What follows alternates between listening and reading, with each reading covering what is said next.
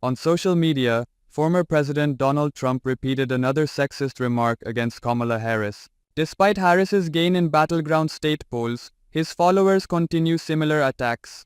Political intellectuals note Trump's sexist history is heading out female electors, possibly influencing his political decision possibilities. Unfavorable poll results are frequently denied by Trump. Washington.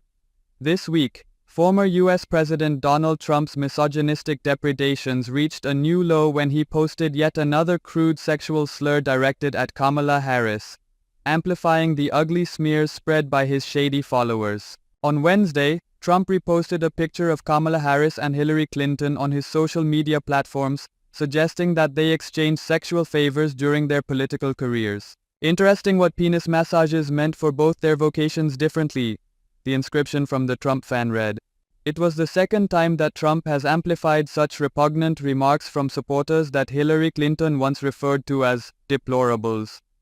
In 2016, Trump defeated Clinton in the Electoral College despite receiving nearly 3 million more popular votes than Clinton. Trump shared a video from a right-wing meme team earlier this month that used a parody of the Alanis Morissette song Ironic to criticize Kamala Harris for being moronic and spending her whole damn life down on her knees. At this point, a picture of Willie Brown, a former San Francisco mayor with whom Harris had a relationship 30 years ago, appears. In the right-wing ecosystem, the former president's supporters seem to have picked up on similar sick rumors. One Trump fan posted pictures of Harris in a party dress and said she was once an escort.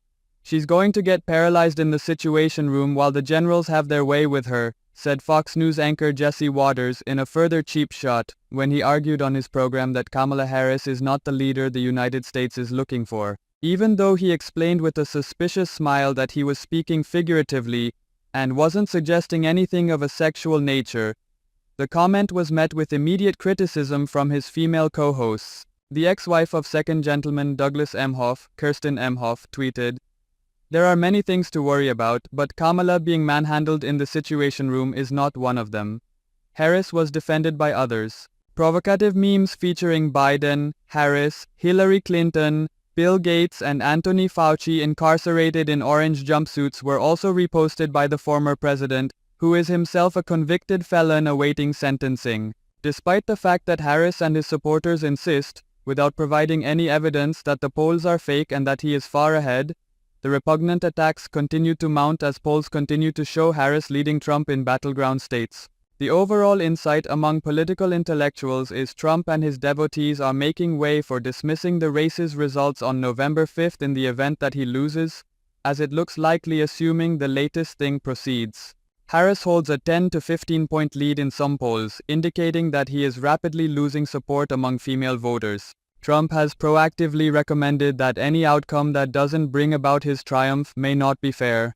Even though he has been accused of sexual misconduct and was found liable for sexual abuse and defamation last year, Trump has repeatedly denigrated female opponents, critics and journalists, frequently calling them nasty and stupid when confronted with difficult questions. Trump stated, "I don't even wait," as he described his attempt to seduce a married woman in an Access Hollywood tape that surfaced prior to the 2016 election. "And they let you do it when you're famous. You can accomplish anything. Snatch them by the pussy. There's nothing that you can't do." In addition, he has been accused of paying a porn star to silence her so that he could win the elections in 2016. Ongoing reviews show he might take care of his constant and ghastly sexism in a nation where female electors dwarf guys. When voters are made to think about the race or gender of the candidates, Harris's lead grows substantially, according to a Fairleigh Dickinson University poll released last week, which showed Harris leading overall by a 7-point margin, 50 to 43. Support is essentially tied when they aren't. Harris and Trump are tied among voters who were not primed to consider the candidate's race or sex, 47 to 48. Harris wins 52 to 42 when the candidate's sex is mentioned on the list of issues. Trump has constructed his political career around a very particular display of whiteness and masculinity. According to Dan Casino, the poll's executive director and Fairleigh Dickinson professor of government and politics, that used to be seen as a strength. However, it is no longer clear that it is working. Trump's support just drops when voters think about race or sex. These results show that making race and sex salient to voters is bad for Trump and boosts Harris, he added. We hear strategists and pundits say that Democratic candidates should not talk about identity,